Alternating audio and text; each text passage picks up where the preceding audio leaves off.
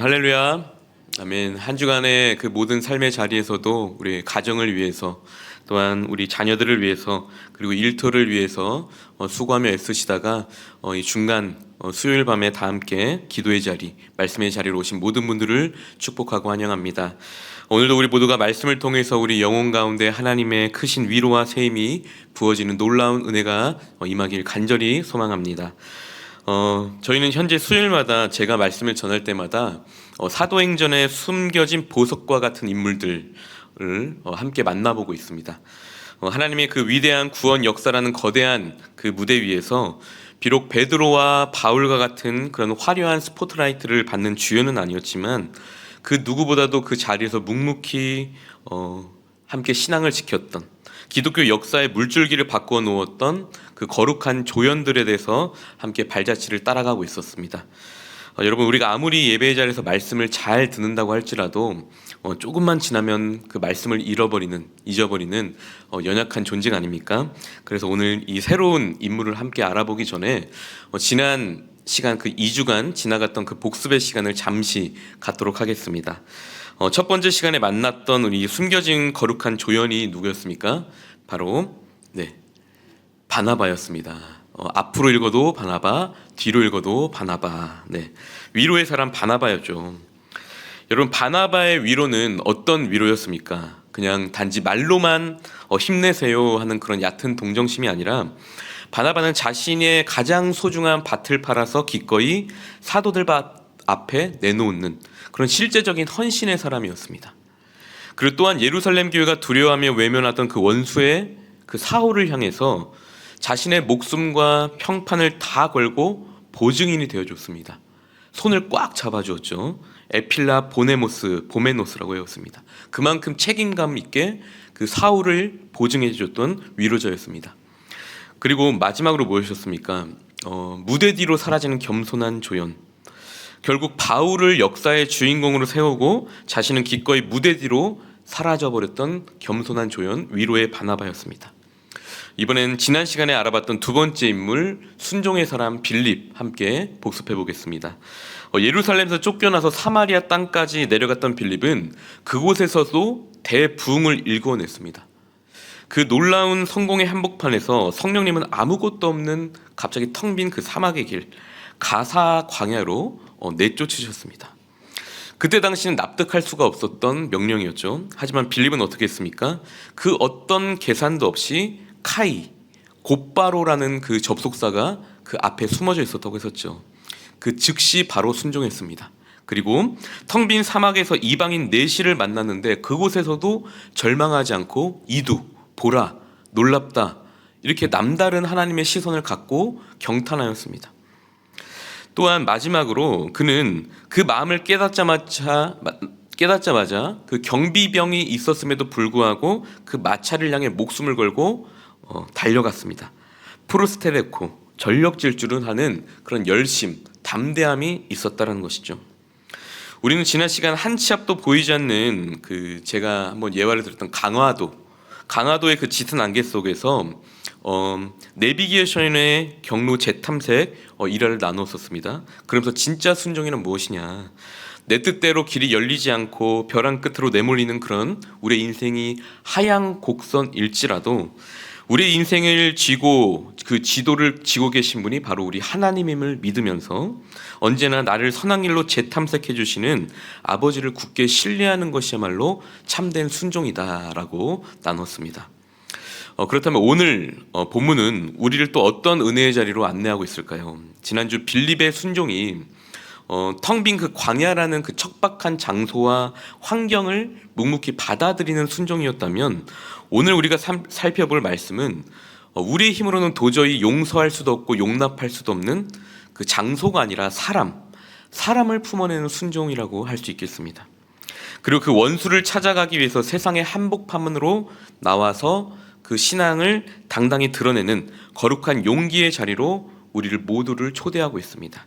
이 무겁고도 거룩한 부르심 앞에 섰던 그 세 번째 인물, 바로 용기의 사람 아나니아입니다. 우리 이 아나니아의 이야기 속으로 함께 들어가 보도록 하겠습니다. 오늘 본문인 사도행전 9장은 기독교 역사를 송두리째 뒤바꿔 놓은 굉장히 역사적인 사건입니다. 바로 그 핍박자 사울이 위대한 사도 바울로 거듭나는 극적인 회심의 사건을 기록하고 있습니다. 그런데 하나님께서 이 엄청난 구원의 역사의 그 한복판에서 누구를 사용하신 줄 아십니까? 베드로나 요한 같은 그런 대사도가 아니었고요. 오늘 본문에 등장하는 이름 바로 아나니아입니다. 성경을 많이 읽어보신 분들은 이 아나니아에 대해서 많이 들어보셨을 겁니다. 사도행전 5장 말씀에 가면 이 아나니아가 먼저 등장하게 되는데요. 오늘 본문에 나오는 아나니아하고는 다릅니다. 땅을 판 돈으로 그 돈을 감추고 또 성령을 속였다가 즉사한 사람, 그 사람이 아나니아이었습니다. 아나니아와 삽비라 아시죠?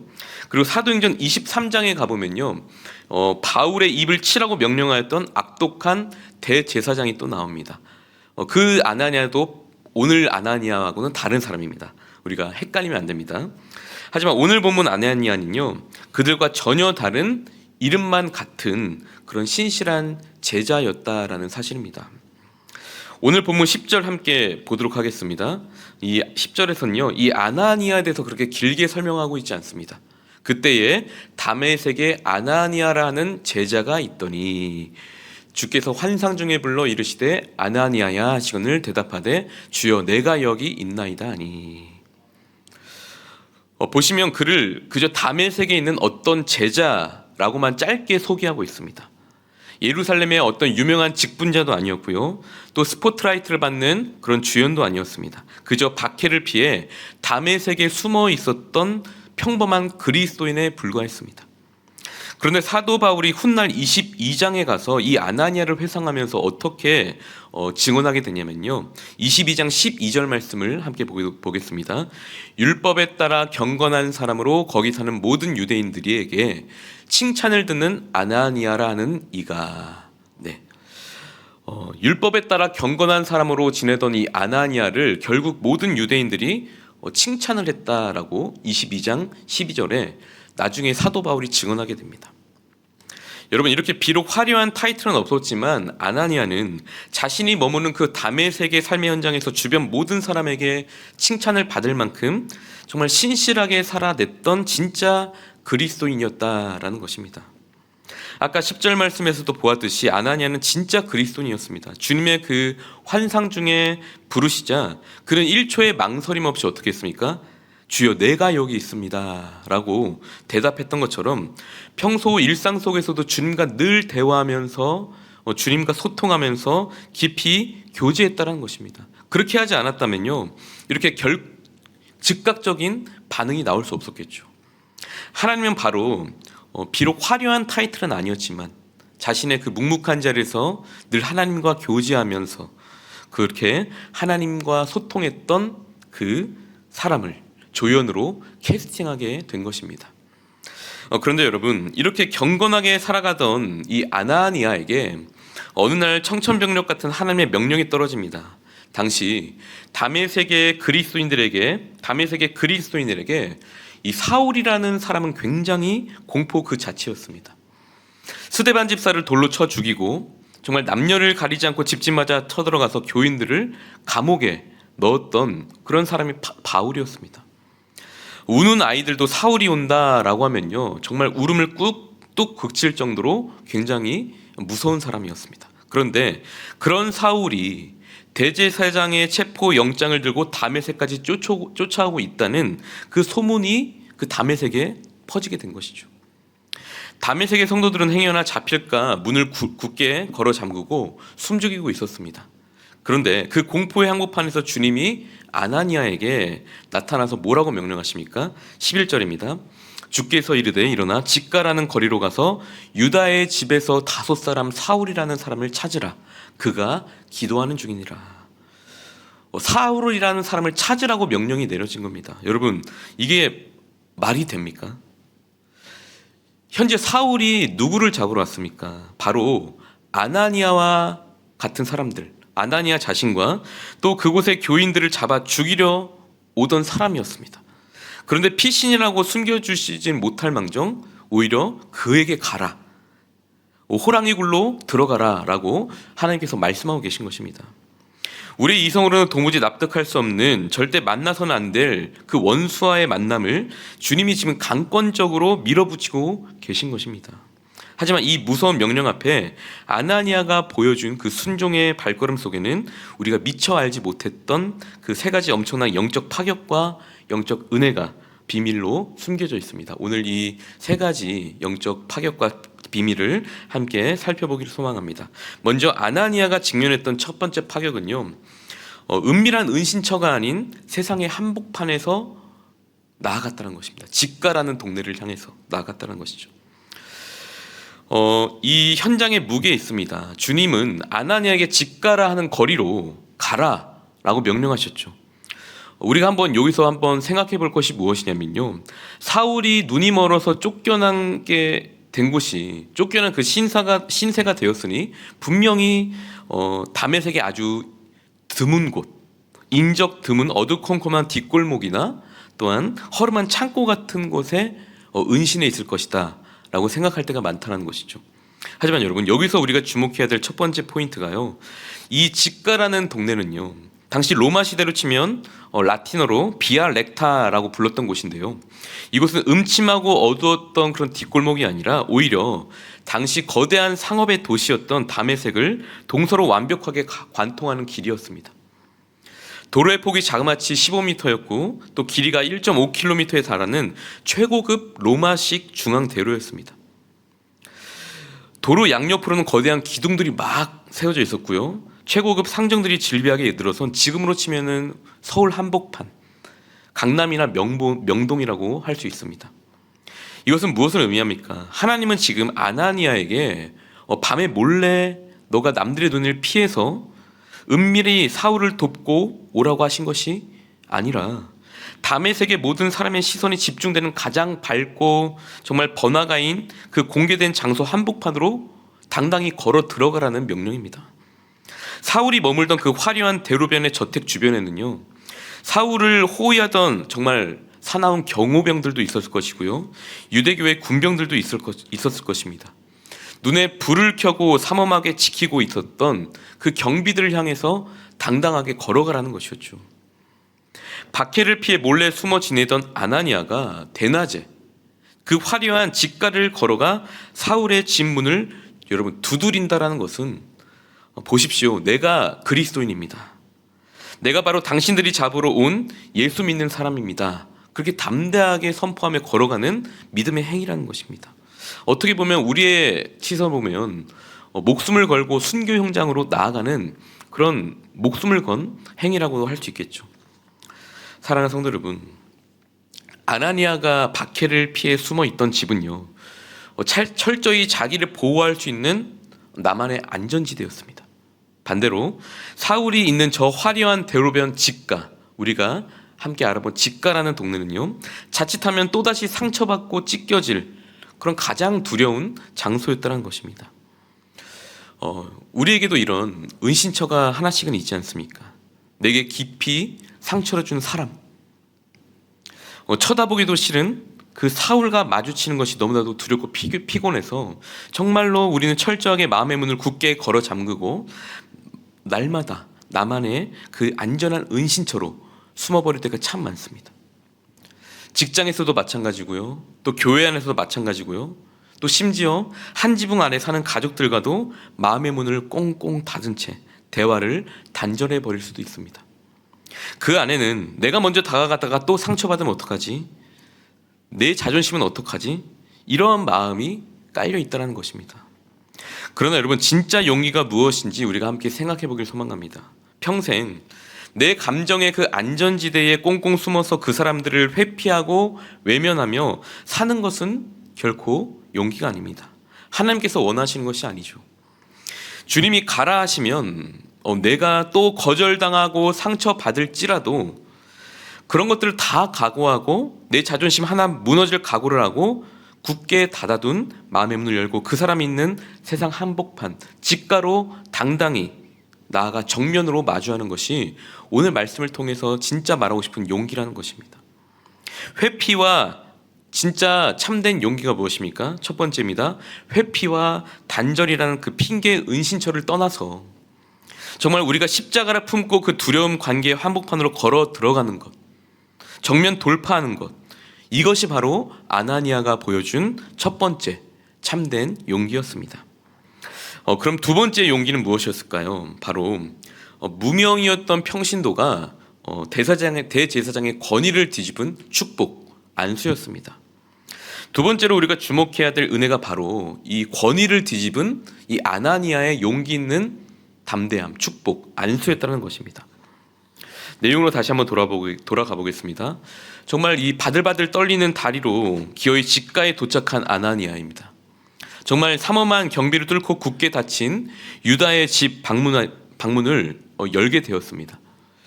저 구석에 빛을 잃고 식음을 전폐한 채 엎드려 있던 사울을 발견하게 되겠죠. 그 숨막히는 정막 속에서 아나니아가 다가가서 바울에게 첫 번째로 했던 행동이 무엇이었습니까? 17절을 보겠습니다. 아나니아가 떠나 그 집에 들어가서 그에게 안수하여 이르되. 여러분, 안수하였다. 우리가 그냥 자연스럽게 아무렇지도 않게 이 본문을 넘어갈 수 있겠지만요, 여러분, 이 안수했다라는 것은요 굉장히 대단한 용기가 필요한 것이었습니다. 왜냐하면요, 구약 시대부터 이 안수는 철저하게 높은 권위자가 낮은 자에게, 스승이 제자에게, 또 영적인 권위자들이 축복을 위임할 때만 했던 것이 이 수직적인 의식이 바로 이 안수였습니다. 그런데 한번 상황을 대입해 보시기 바랍니다. 사울은 당시 유대 사회 최고 권력 기관인 산헤드린 공회의 정식 위임장이었습니다. 즉 대제사장의 도장을 찍힌 영장을 품고 있는 가장 막강한 권력자가 이 사울이었다는 것이죠. 뼛속까지 엘리트 바리새인이었습니다. 반면 아나니아는 특별한 무엇인가가 없었습니다. 목사도 아니었고요, 사도도 아니었고, 그저 평범한 제자, 어떤 제자라 불리는 다메섹의 무명의 평신도에 불과했다라는 것이죠. 유대 사회의 계급과 서열로 보면요, 이 평범한 평신도가 당대 최고의 종교 권력자의 머리에 손을 얹는다라는 것, 축복한다라는 것, 안수한다라는 것은요 말도 안 되는 종교적 하극상이었고요, 또 당장 칼에 베어도 할 말이 없는 엄청난 파격적인 행동이었습니다. 그렇다면 아나니아는 무슨 배짱으로 감히 사울의 머리에 손을 얹으며 안수할 수 있었을까요? 비록 내 육신의 신분은 무명이었을지 몰라도 나를 이 자리에 보내신 분, 그곳에 주목했다는 것입니다. 저 사울의 품에 있는 대제사장보다 훨씬 더 높은 우리의 만왕의 왕, 부활하신 예수 그리스도라는 믿음이 나의 주인이라는 확신이 있었기 때문입니다. 그렇게 말씀하신 분이 나의 구주, 예수님이라는 것이 확신이 있었기 때문입니다. 사랑하는 성도 여러분, 이것이 진짜 참된 용기가 아니겠습니까? 우리는 세상에 나가면 참 기가 죽을 때가 많지 않습니까? 상대방의 그런 화려한 외모와 스펙, 또 내가 가진 그런 재력, 돈의 크기, 막강한 권력 앞에서 우리는 한없이 작아지고 주눅들게 됩니다. 그러나 그리스도의 진정한 용기는 그런 세상 사람들의 명함과 지위 앞에서 굽신거리지 않는 것이 참된 용기입니다. 비록 내가 세상적으로 가진 것이 부족하고 권력이 없을지라도 내 안에 살아계신 예수 그리스도, 내 안에 함께하신 그 성령 하나님의 이름과 영적 권위가 세상의 어떤 힘보다도 크심을 우리가 믿어야 합니다. 우리 눈앞에 나를 짓누르는 그런 거대한 사람, 또 환경, 버거운 세상의 권력자일지라도 오히려 그들을 우리가 긍휼히 여기면서 하나님의 축복으로 우리가 안수하고 축복하며 기도해 줄 수 있는 이런 당당한 영적 담대함, 배짱, 자존심, 이것이야말로 오늘 본문에서 말하는 참된 용기라고 할 수 있습니다. 바로 우리가 이 세상을 향해 품어야 할 진짜 용기입니다. 세 번째입니다. 아나니아가 세 번째로 가졌던 용기는요, 먼저 선포한 은혜라는 것을 우리가 주목해야 됩니다. 이제 아나니아의 그 떨리는 손이 사울의 머리에 얹혀졌겠죠. 그리고 그의 입술에서 기독교 2000년에 그 역사상 가장 위대한 그 말 한마디가 터져 나옵니다. 17절 말씀 함께 보도록 하겠습니다. 형제 사울아, 형제 사울아, 주 곧 내가 오는 길에서 나타나셨던 예수께서 나를 보내요 라고 나와 있죠. 여러분, 여기서 우리가 형제라는 이 단어에 주목해야 됩니다. 바로 헬라 원어로 보면 아델포스라고 하는데요, 이 함께라는 뜻, 접도 아와 이 어머니의 그 자궁 태를 뜻하는 델피스가 함께 합쳐진 합성어입니다. 아델포스, 즉 우리말로 지극하면 형제요, 우리는 한 어머니의 태에서 나온 피를 나눈 한 형제, 핏줄입니다 라는 뜻을 가지고 있습니다. 여러분, 어떻게 어제까지만 해도 나를 죽이려 했던 그 살인마에게 여러분 한 핏줄이라고 고백할 수 있겠습니까? 또 사울이 지금 아나니아에게 여러분 사과한 적이 있습니까?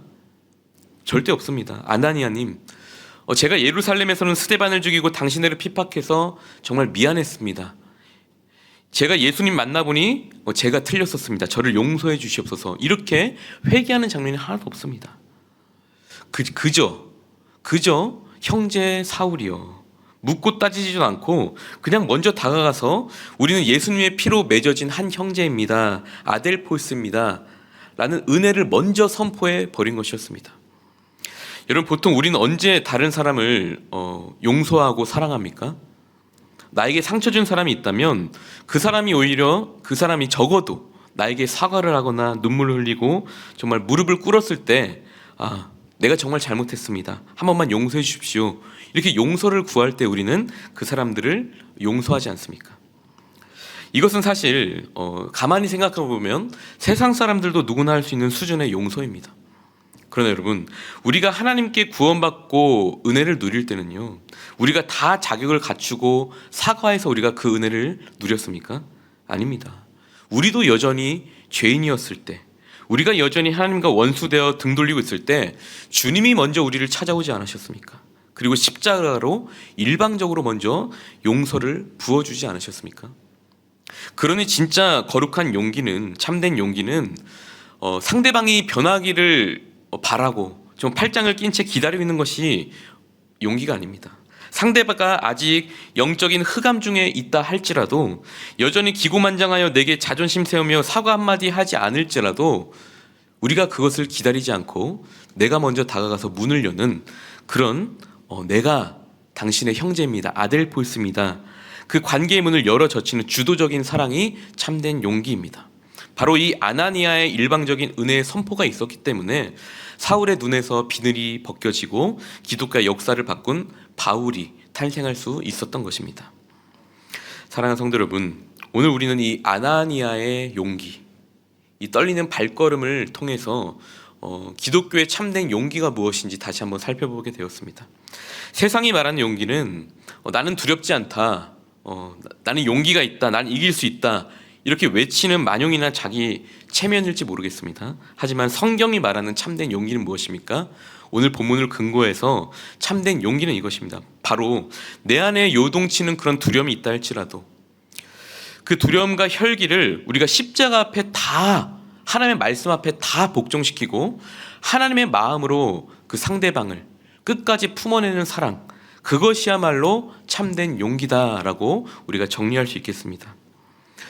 제가 이제 말씀을 마무리하면서 지난주에 유튜브를 보다가 굉장히 은혜로운 영상을 하나 보게 되었습니다. 그 영상의 이야기를 하면서 설교를 마무리하도록 하겠습니다. 기독교 출판사 규장이라고 혹시 들어보셨습니까? 또한 갓피플, 그 규장과 갓피플의 대표님인 여진구 그 대표님의 그 생생한 간증을 통해서 오늘 성경에 나오는 이 사랑과 용서를 제가 다시 한번 깨닫게 되었습니다. 2023년 그 여진구 대표는 길을 가다가 갑작스럽게 심근경색으로 병원 응급실에 입구해서 쓰러지게 되었습니다. 심장이 멈추고 또 의사들의 심폐소생술을 20번 넘게 시도할 정도로 정말 죽음의 눈턱을 넘나드는 그런 코마 상태에 빠지게 되었습니다. 그 사명을 헤매는 순간 그 여진구 대표는 영혼이 육체를 빠져나가는 그런 경험을 했다고 합니다. 물론 이것이 주관적인 경험이라서 굉장히 간증하기가 조심스럽다라고 하면서 하긴 했지만 영혼이 육체를 빠져나가서 자신이 분명히 어떤 거대한 두 명의 그 존재의 이끌림을 받아서 하나님의 보좌 앞으로 연행되어가는 그 끔찍한 두려움을 겪었다라고 합니다. 다급해진 이 대표는 심판대 앞에서 자신의 그 하나님께 보고할 그런 사역의 공적들을 막 갑자기 떠올리기 시작했다랍니다. 내가 하나님 앞에 서면은 무엇이라고 말할까? 내가 어떤 일을 행했다라고 말할까? 막 이렇게 머릿속으로 정리하면서 그 심판대로 향했다라는 것입니다. 그런데요, 갑자기 그 두 존재, 거대한 그 두 존재에게 이렇게 질문하고 싶었다는 것이죠. 내가 하나님 보좌 앞에 섰을 때 하나님께서 나에게 무엇을 묻겠습니까? 저에게 힌트라도 조금 주십시오. 그렇게 계속 묻는 가운데 그 두 존재의 천사들이라고 하겠습니다. 그 천사들이 이렇게 말했다고 합니다. 주님께서 딱 하나 물어보신다. 당신은 얼마나 사랑하다 왔습니까? 네가 얼마나 사랑하다 왔느냐, 이 딱 한마디 물어보신다라는 것이었습니다. 그 말을 듣는 순간 이 대표가 처음에는 굉장히 안도했다라고 합니다. 왜냐면요, 이 땅에 살아가면서 자신은 나름 사랑했다, 기독교 출판사의 대표로서 많은 사랑을 해왔고 기독교의 업적을 이루었다라고 생각했기 때문에 굉장히 안도했다라고 합니다. 근데 불과 몇 초가 지나지 않아서 갑자기 두려움이 막 몰려오기 시작했다는 것입니다. 왜냐하면 내가 정말 사랑할 수 있었던 사람은 사랑한 것도 맞는데 정말 사랑할 수 없는 그 미움의 사람들, 오늘날로 또하지만 아나니아에게 사울과 같은 사람에게는 내가 진정으로 아델포스, 형제 자매라고 말하지 못한 모습들이 막 떠오르기 시작했다는 것이죠.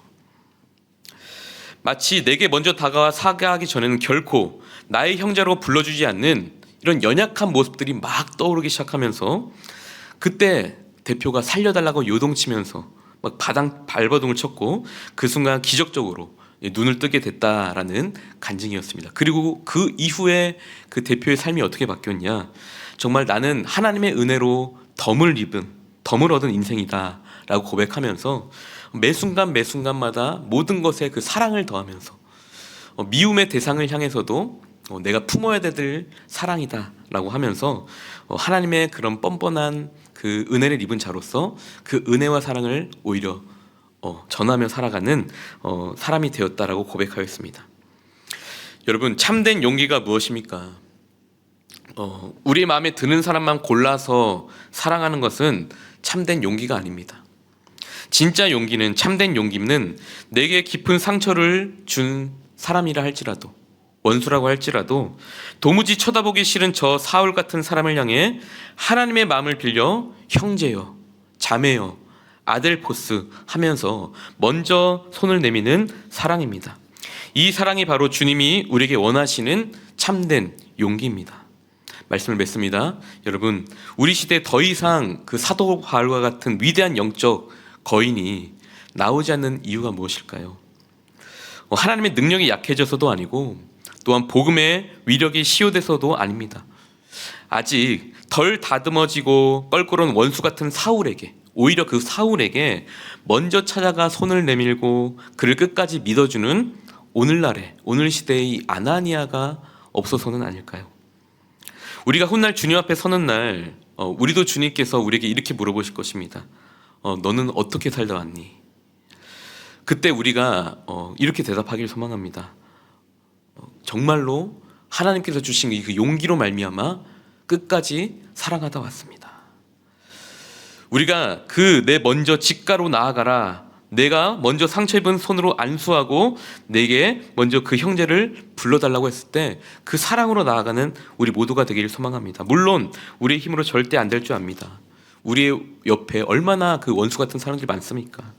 그러나 오늘 말씀을 기억하면서 이 아나니아처럼 우리가 한 주간 그런 믿음으로 살아가는 우리 모두가 되길 소망합니다. 그래서 우리 모든 성도님들의 삶의 자리자리마다 우리 시대에 또 다른 그 사울을 깨어내는 위대한 생명의 역사가 풍성하게 이어지기를 주님의 이름으로 간절히 축복합니다. 이제 우리 주신 말씀을 기억하면서 함께 기도하며 나아갈 텐데요. 첫째로 주님, 우리의 회피의 은신처를 떠나서 정말 세상의 집과 한복판으로 당당히 믿음으로 드러낼 우리의 용기를 우리에게 주시옵소서. 두 번째로 주님, 세상의 권력 앞에 주눅들지 않게 하여 주시옵소서. 화려한 스펙과 지위 앞에서 한없이 작아지는 우리 아니겠습니까? 하지만 그것들에 우리가 주눅들지 않고 오히려 원수를 향해서 긍휼의 안수를 베풀게 하여 주시옵소서. 또한 마지막으로 우리가 사과받기 전에 먼저 찾아가서 나의 형제라고 부르며 일방적인 사랑을 선포하는 그런 이 시대의 아나니아가 되게 해달라고 우리 함께 기도하길 소망합니다. 오직 하나님의 시선으로 주님을 바라보며 나아가겠다고 결단하며 우리 시간 주만 바라볼지라 함께 찬양하신 후에 기도하며 나아가도록 하겠습니다.